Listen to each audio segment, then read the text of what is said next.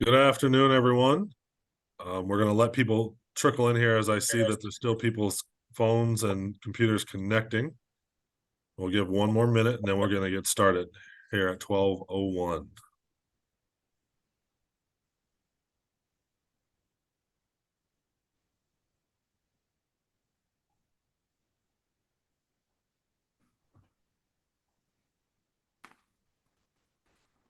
Ken, good to see you.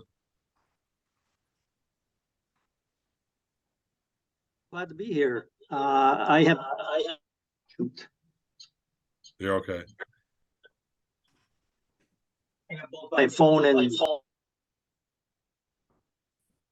That's okay, Ken. It sounds like you're having some audio troubles there. I just wanted to say hi. You're the lone person that had their camera on. It was nice to see you. Appreciate that. All right, gang, we're going to get started here with our section managers meeting for this year's section meets. Go ahead, Marissa, if we could advance there. So we've got an agenda that encompasses several different elements of it. I'm going to do some introductions and a welcome here. We'll get Laura running some website and media information to share over with you. And then we'll just talk a little bit about section meet management, tournament management, reporting some results, and then awards. On the call, you've got myself, Phil Archer, and I'm looking through here and I'm not sure. I think everyone here I've met in some capacity, or we've worked together. Do we have any new managers on the call? Okay, I didn't think so. Good deal. All right, so Phil Archer, who runs boys and girls swimming at the league. We also have Marissa Anitzberger on the call, who is the support staff for swimming and diving, both girls and boys. We have Laura McIntoon, who is going to talk about our website and media. Laura is essentially our director of IT, and all things, everything having to do with computers, websites, technology around the league. And Laura will speak a little bit around those two topics, website and media. And then we also have Chris Arseth, our state tournament manager, on the call as well. So a couple of different topics that we're going to hit on. We're going to roll. We've got a pretty, I would say, a pretty robust agenda to get through here. So I'm not going to waste any more time with the pleasantries, and we're going to hop right into it. So I'm going to pass it to Laura to get started with website and media, and then I'll come back with some of the tournament management. Laura? Great. Thanks, Phil, and good afternoon, everyone. A few things to be aware of and add to your to-do lists as you move towards your section swim and dive meet.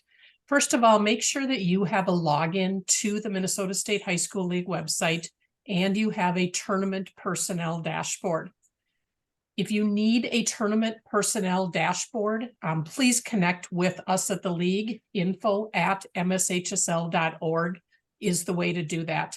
And again, if you have been a section manager before, you should have that at this point. If you are also an AD and have forgotten how to find your tournament personnel dashboard, if you scroll way to the bottom of your AD dashboard, you'll see in the blue footer the opportunity to toggle to your tournament personnel dashboard. And finally, if you have a tournament personnel dashboard, but you're not seeing your section swim, or perhaps you're doing a second one this year, your region secretary is the person to contact, and he or she can get you assigned to that correct tournament. Once you're on your tournament personnel dashboard, a few of the things that you'll find as you get there, and Marissa, if you'd go ahead a slide, please. On the dashboard, there is a section called Section Tournament Management Resources.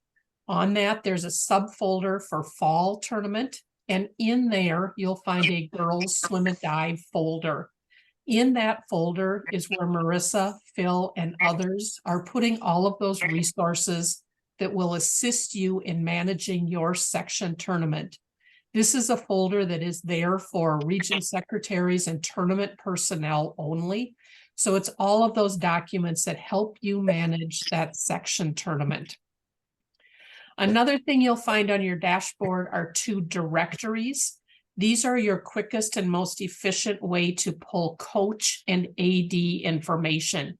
If you find yourself out on the public side, searching page by page for this information, you'll find it, but you won't find as much information about people, and it is simply a longer way to get that. Using these directories on your dashboard allows you to pull that information and then even to download it into a spreadsheet, which makes it easy to copy and paste into various email programs. Additionally, on the website, on your tournament personnel dashboard, you're going to find a website help guide. That website help guide button has a number of one-page guides behind it. Those one-page guides will help you do the tasks that we're going to talk through next. So again, make sure you found that button, because your directions and your how-tos are behind that button. There are 3 things that we ask you to do on the website to get the right information to coaches, to ADs, and out to the many spectators and fans who want to follow your meet from afar. So we'll walk through each of these on the next 3 slides. The first thing is to make sure that the date and venue for your section meet have been added to the section event. This date and venue pull to a whole bunch of places across the website. It is very possible that your region secretary has already done this. He or she has access to this last spring, and generally region secretaries go in and add this information.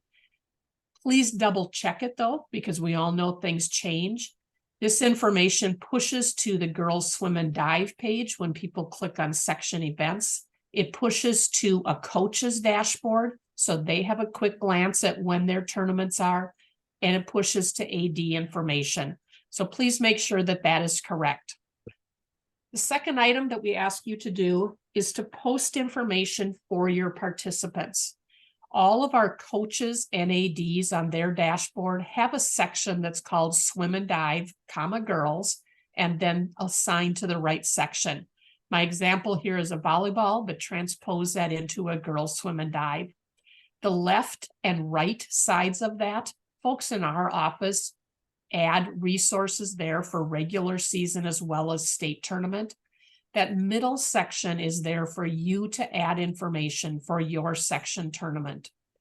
Our coaches and ADs have gotten really used to going to this section and finding what we would call everything they need for their sport. We all know what our emails start to look like when we get emails that come across a couple a day and then we get an updated or a new one. The goal of this area is to have all of that information in one spot for those coaches and ADs of your section meet. And again, the directions are behind that website help guide, where you find the link that says adding section event resources. And then finally, and again, this is in addition to what Chris asks you for with results. We have public who want to know the results of your meet. So at the end of your meet, if you would post a results sheet, generally that's a PDF that comes right out of your timing program, and post that into that section event. Again, the number of spectators who are looking for those after each event, we quickly hear when those aren't posted and people aren't able to find those. And again, that's in addition to the results that Chris needs submitted to him. Those should be your first priority, as that's needed so that we can move on with the next piece. But then please circle back and come back to add that results sheet for the public, for our spectators. Moving on to just a couple of media pieces. Just a reminder that at a section event, attendance by media, streaming by media, anything media related is determined by your region committee. Often your section events are held at schools, and sometimes the misinformation is that that school is making decisions on streaming and or entering media. Those things are all determined by your region committee. So please work carefully with your region secretary to determine if and how your meet will be streamed. It is very likely that you'll have media attending. There is a approved media list that you can access and or work with your region secretary on that. And then as always with swim and dive meets, it just takes a little bit of extra work to consider where those media will be allowed at your meet. Swim decks also kind of make this an interesting place for media. So plan ahead. Many of you have done this before. Think about where you want those folks, work with others to determine where the best place for them is. Phil, I think with that, I am turning it back to you to continue. Perfect. Thank you, Laura, for that. And thanks for filling in for Tim on the media side of things. We're going to get rolling. Ryan, yeah, these will be posted. Let's hop into it. So, talking about tournament management itself here. So just real quick, as far as chain of communication, chain of command type of stuff, decisions should always be flow up through site manager, tournament manager, region secretary, and then worst case scenario, come up to me. So there's some new contact information for me here that pops in. I did get a different cell phone number, so just note that. Email and everything else is still the same. The office line comes directly to my cell. And then the last big thing on here is just making sure that you have the region secretary's contact information. Obviously, at the end of the day, this is a team of communication that needs to happen if there is anything that we've got to work through. And so just making sure that we're all connected is the big piece there. Let's go ahead, Marissa. Okay, so hopping into, oops, my agenda is off here a little bit. Sorry about that. So assigning site managers for all sites, and a big piece of this one here is just if possible, making sure that site manager is not a member of the coaching staff for that particular school is that's holding that event. So if you can do that, please do. I understand that that's not something that is feasible in every scenario or situation, so that's why you have that whenever possible in there. And then going off of that, if you're delegating a site management role to another individual, and you as the manager is not going to do that site management as well, they've also got to be very comfortable and competent with the rules. And in doing that, or in trying to ensure that, I would say the documents below are what should be provided. So the section manager's guide, the entire multiple page document, the swim and dive rule and policies, and the NFHS rule book. Emergency action plans and protocols for the facilities that you're operating in, and then the transfer care. And we'll get into those emergency EAP and transfer care stuff a little bit later. But again, just making sure that you've got access to the rules and policies and the NFHS rule book are the two big things that sit kind of catches my eye when I talk about this topic. Chris, anything that you would want to interject on that slide before we move on? No, I just think it's really important that if something comes up and that chain of command is necessary, that everybody has their contact information for their region secretary.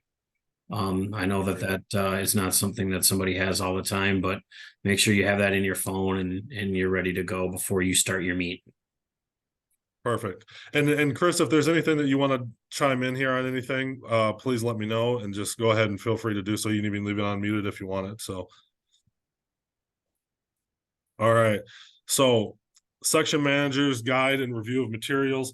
So you received an email from Marissa that had a bunch of different documents in it that all are housed on this fall tournament management document. One of the good things, and as you know, on our agenda, it's listed as focus on consistency, but we talk a lot around the league in the last couple of years about making the section tournament or the section meet mirror as closely as possible to the state meet for a better experience for the teams, better experience for the spectators, better experience and representation of boys and girls swimming across the board in the state of Minnesota in both fall and winter seasons. So so that's where that focus on consistency comes, and everything will be housed there. So we really want everyone to kind of use those documents, and they're all built out coming out of our state tournament. Let's see here. We move forward. 15. All right, so getting into communicating with teams and verifying of who is all participating in the section meet in that tournament there that you've got. So that I think is the first 31 of the conversation, is making sure that we've got all the proper people and all the proper spots. See, we've had a few more people join on here. Perfect. So verifying what teams are there, and then reminding them of the deadlines and the information that is needed. So discussing the key points from both today's conference call and any other pertinent information that the teams would need to know as far as your site or any timeframes that you're working within. And then I'll have Chris talk a little bit about the high tech information. Sure. Just like Phil said, with consistency, we want to make sure that everybody has the correct high tech information in there. Reason being twofold is because we obviously want it to carry over with our results in our databases to the state meet, but also with the streaming software that the University of Minnesota has. We provide them with a list, and if the high tech codes or the abbreviations do not coincide with each other, it creates a lot of backlog on our end to make sure that the proper team mascots and logos and things are in place. There is in all the documents that you receive, there is a high-tech information sheet, a PDF, so you can look at that and just double check all the information on there for the teams in your section. A few common mistakes that are always on there are maybe Fridley girls swimming and diving 2023. We just want Fridley. We don't need Fridley High School. We don't need Fridley girls swimming. Just right to the point. We know it's girls swimming. We know it's high school swimming. We know the year is 2023. We don't need any of that additional information. It cleans up all of our results posting for the media and all of that. And like I said before, it helps with the clarity and what we're going to be putting on the streaming software that is broadcast from the University of Minnesota. Good deal. Thank you, Chris. We'll grab that in a second, Brian. All right.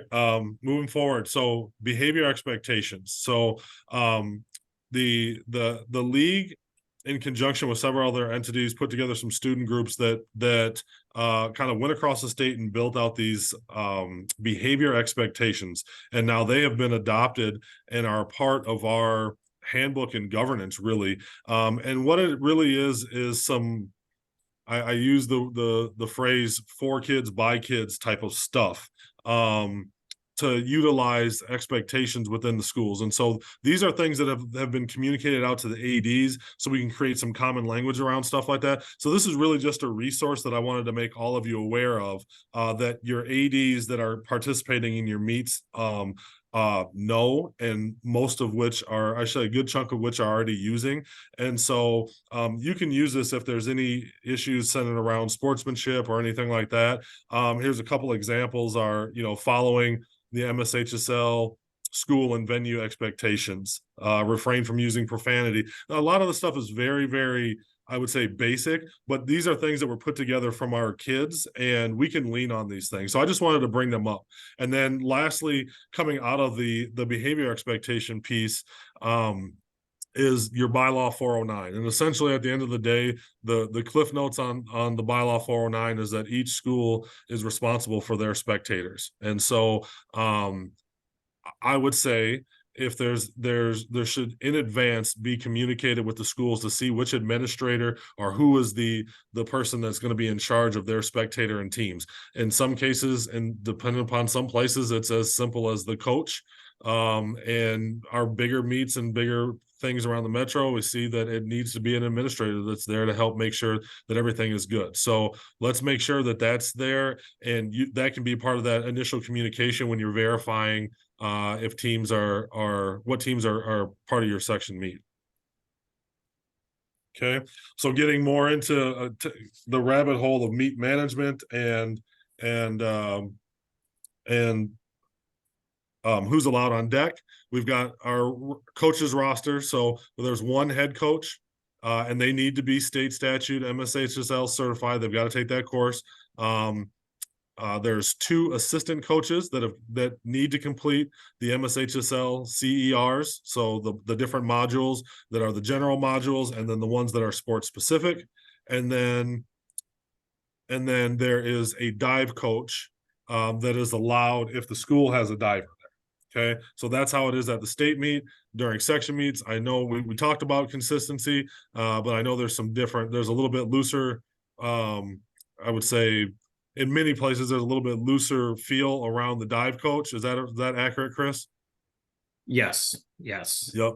But in the state meet, if there's a dive coach allowed, if there's a diver in the meet, you approach that how you need to. But understand that's how the state's going to operate at the state meet. Okay. So hopping into, let me go to my emergency protocols.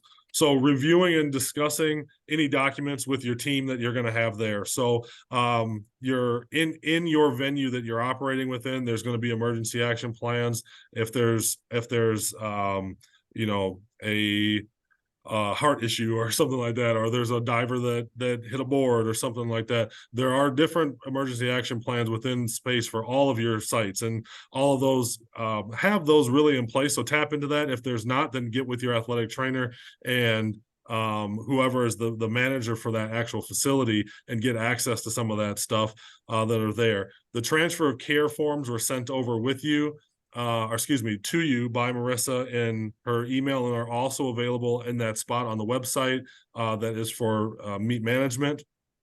And then just touching on COVID a little bit, there's nothing that's changed in COVID. It's still it's under our health. Laura, could you remind me where that's housed at now? I apologize, I can't think off the top of my head. Laura, are you available? So it's I am. there The COVID information is now under the health and safety tab at the very top of the website. And on that health and safety page, there is a link that links to all of the COVID information. Perfect. Thanks, Laura. I appreciate that. I knew it was its own tab for a long time, and then at the beginning of this school year, it changed from COVID to health and safety. So just wanted to know that policy is there, the instructions are there on that, but nothing's really changed. If a kid tests positive, he's going to be out for 5 days, and then the rest of the details are in there. If there's a well, that really wouldn't happen in this sport just because of the aspect of a single meet. So we're all good on that front. But those resources are there.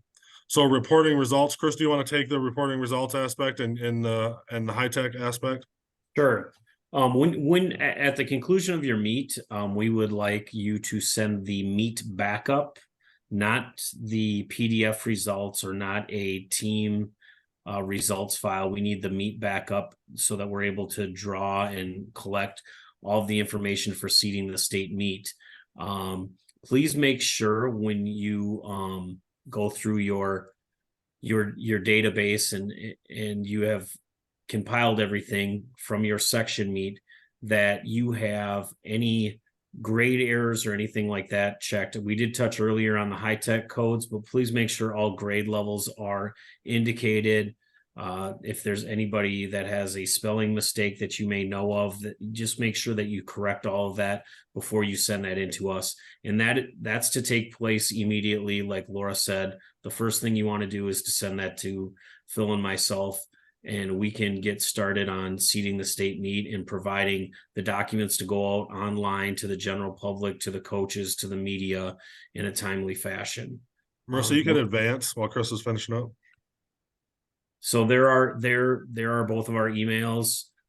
Make sure that I know in the past we've both not necessarily Phil, but his predecessor Lisa and myself both have had people type in the wrong contact information and the emails have gone elsewhere. Please make sure if you don't receive a reply from me that I've received your database, just touch base with me again in about a half an hour after you've sent it. I'm usually pretty good about responding back and saying I received your database. Thank you. Look forward to having your section teams compete next week. Just like I said, we've touched on it there, the double checking the spelling of the qualifier's name, correct grade, official school name, not the nickname. So we don't need the, Andover Huskies. We just want Andover. So, and then the correct high tech codes, obviously. So. Perfect. Thanks, Chris. Appreciate that. As we're moving forward here, before I get into awards, if we follow our agenda, we've got some general information and merchandising. Again, everyone's veterans on this call, but only region approved merchandise can be sold at section games or meets. And so that's something that you work with that region secretary on if there is anything that is going to be sold or there's any wants or requests. So region secretary on that because that needs to be approved. All right. Hopping into awards. We've got first 8 place finishers will receive medals, and championship and second place teams will get trophies. So nothing new there. This is all kind of old hat for most of you. And then the trophies will be shipped directly to the meet manager. So if you once you receive that, make sure that you're inspecting them, that everything is good. And if not, for whatever reason, if there's damage or there's something like that, please let us know ASAP. There are some times where this might get sent to the region secretary if there's the something up with the section meet manager, or it's more convenient to go to the region secretary. But we kind of keep an eye on that and just make sure that we're all good between those two individuals. So again, if there's something that comes up where there's something that's damaged or whatever, let us know, or let the region secretary know, and let us start working with us right away so we can get that replaced ASAP. All right, advancement to state, and Chris, you can chime in at any point in time on this one too. But first through second place finishers in each event, in boys class A and girls class 1A and 2A section meets, and then first through third place finisher in each event. I apologize, that's a typo in there. Is that going to be girls class 2A? Chris, on that second bullet? Nope, that is correct for boys. For boys, not for girls. Boys single A, because we only have 6 sections. Got it. Okay, good deal. All right, and then any swimmer from any class that equals or surpasses the time standard. So for the section finals, will advance in the qualifying standard. And Dive. please, one thing, Phil, about the qualifying standard. Please make sure that you have the current qualifying standards in there, not last year's. I know a lot of people use their previous year's meet database, and then they delete all the data in there and just start fresh. Please make sure you have the current qualifying standards. We would hate to have somebody think that they're qualifying for the meet by standard and it was last year's standard. So just do a double take on that when you set up your meet. Good deal. Anything on divers, Chris, that you want to add? Nope, that's correct on the divers. Okay, perfect. So the state qualifier materials will all be accessed through the league's website with the coach and the AD dashboard. And just remind those head coaches to review all their information immediately, and stress the importance of all the different timelines that we're going to be operating within for the transition from the section meet to the state meet, as Chris was kind of talking about with all the high tech material and the abbreviations. So the qualifiers Zoom is going to be on Monday, November 13th at noon. And then our state entry form will be due on Monday, November 13th at 4:00. And then the e-dive will be on Tuesday, the 14th at 10. So those are just additional dates again, and they're on the bottom of that agenda. They're not on this slide for you to use, but they're on that agenda. And so again, going back to just keeping them in the loop on what all the timeframes and the requirements that are needed in that transition from section to state meet as you're wrapping up your meet. So that was the bulk of the agenda, and we kind of got through that in about 30 minutes. Also sent out, and we can kind of wrap up on this note if there's any questions or anything on it. But also sent out was an updated section meet managers guidelines. And there was just a few things in there that needed some updating or tweaking. But everything, if everyone's ran meets before, they are pretty in line with what we've done. Chris, was there anything in the actual manager's guide that you wanted to touch on that caught your eye? No, I think it's we haven't adapted anything or changed anything. So I think it's pretty basic from previous years. Yeah, the only thing that I was going to touch on, gang, in there is the reporting of different violations. Not as crazy or prevalent in swimming as it is in some of the other team sports that I'm operating in, but just as I'm starting the wheels rolling on our section soccer meet, getting a lot of different little things there, and there's been some really good communication that has had to been had between ADs, section managers, or excuse me, tournament managers, and things like that. So just a reminder, there is a sheet in the manager's guide on reporting of violations, and that kind of goes back into that chain of communication as well that we're operating on. So I know that everyone is on a time frame. I wanted to try and keep this around 30 minutes. Chris, Laura, Marissa, and I will stay on here to answer any questions on here. But with that, we're going to start to wind this down. Like I said, you're free to go at this point, and we're excited for the section meets to roll. We're going to stay here and answer any questions for you. If you need anything, please feel free to stay with us. Thanks for being here.